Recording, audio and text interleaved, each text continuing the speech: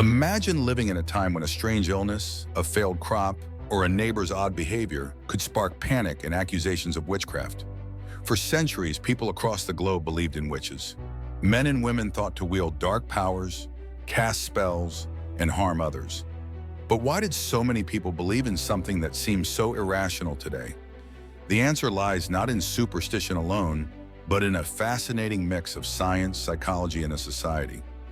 Let's dive into the real reasons behind the witch craze and uncover the science that fueled this fear, the historical context. To understand why people believed in witches, we need to step back into history. Between the 15th and 18th centuries, Europe and early America were gripped by a wave of witch hunts. Over 50,000 people, mostly women, were executed for alleged witchcraft in Europe alone, with countless others imprisoned or tortured.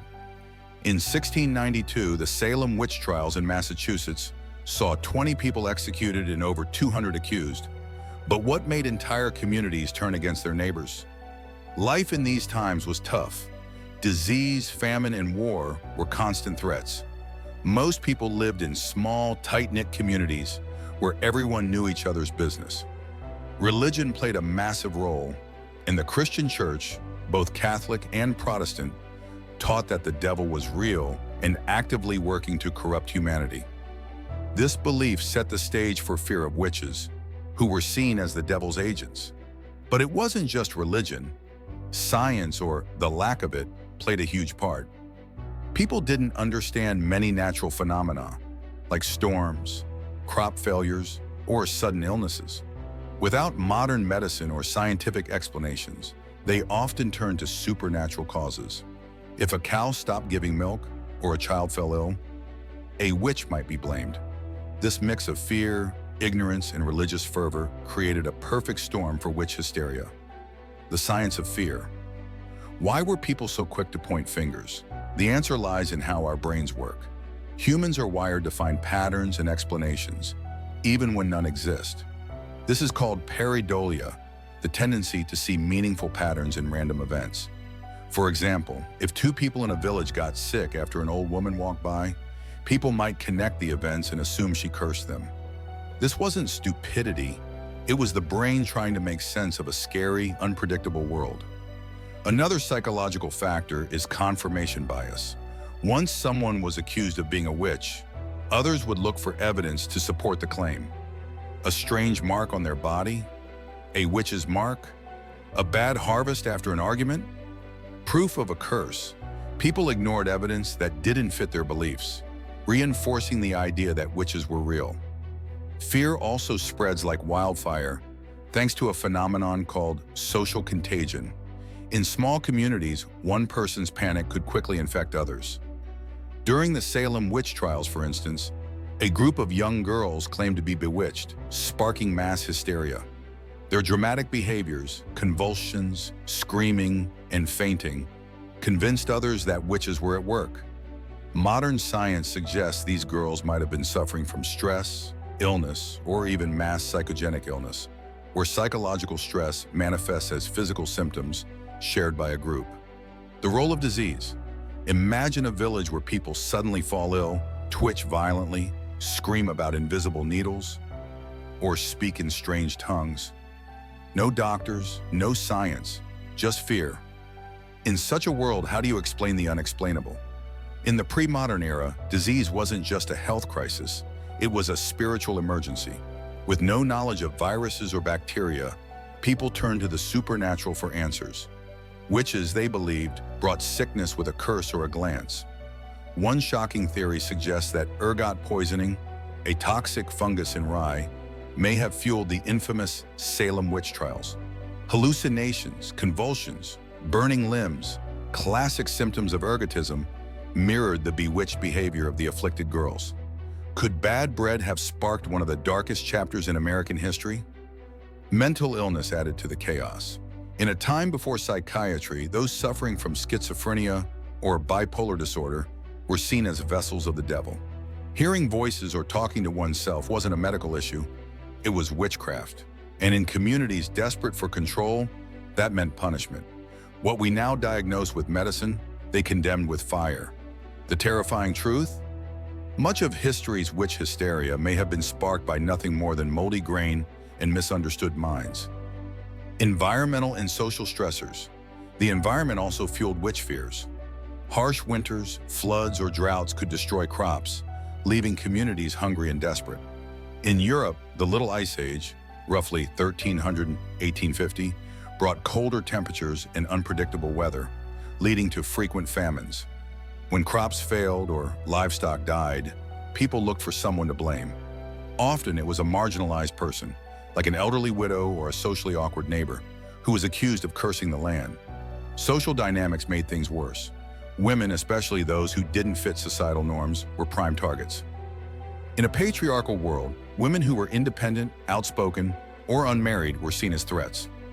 Many accused witches were widows or elderly women who lived alone, making them vulnerable to suspicion.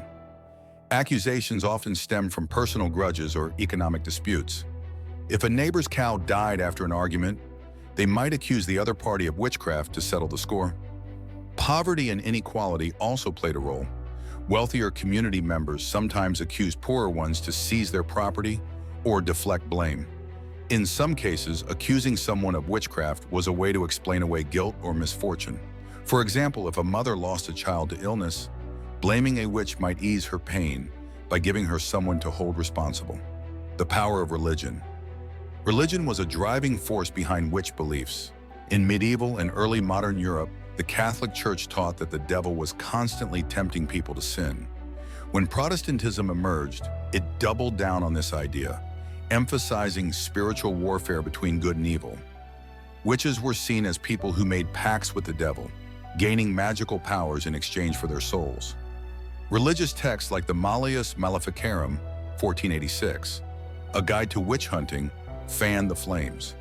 Written by two German monks, it described how to identify, interrogate, and punish witches.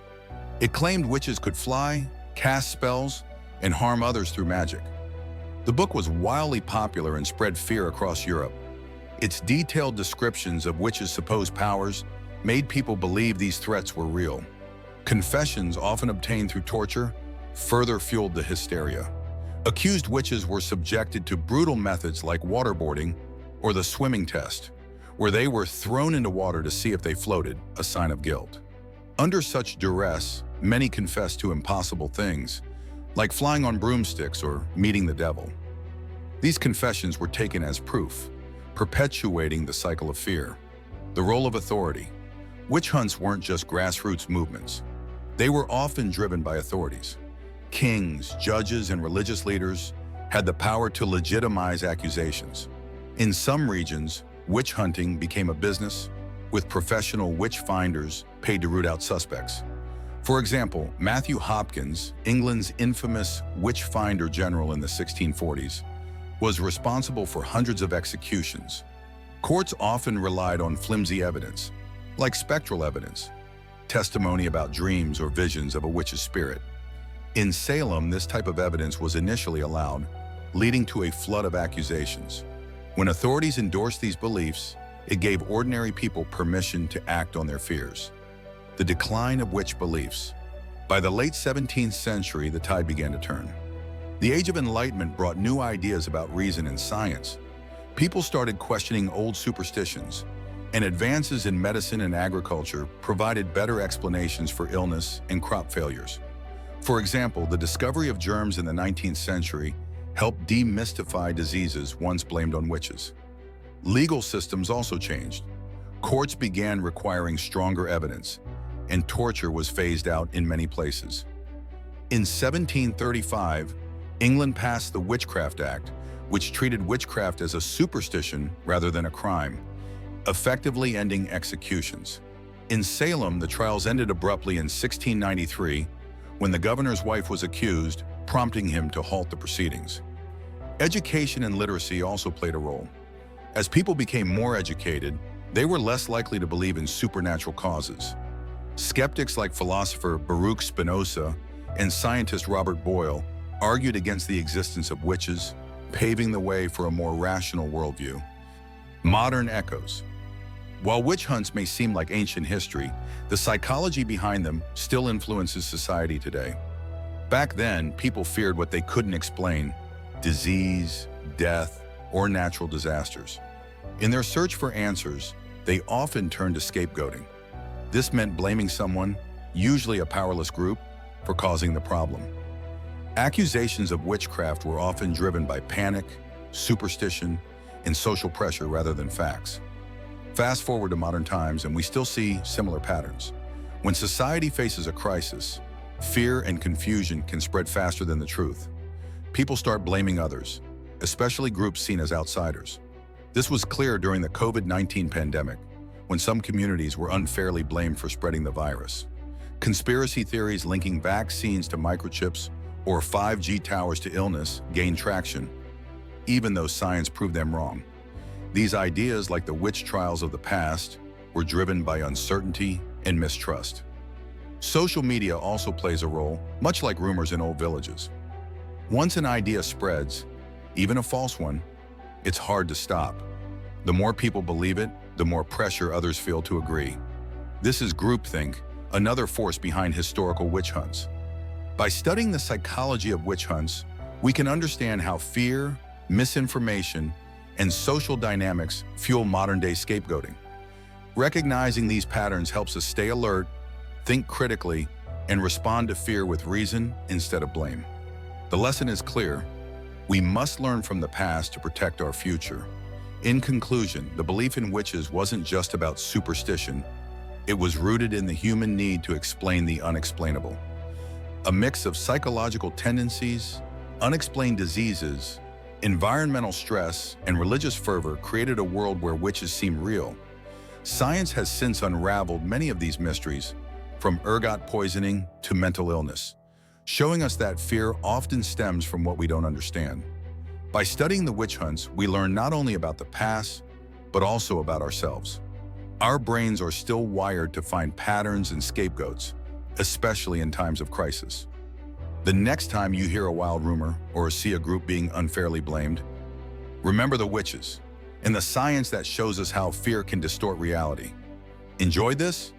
Please subscribe. Thank you.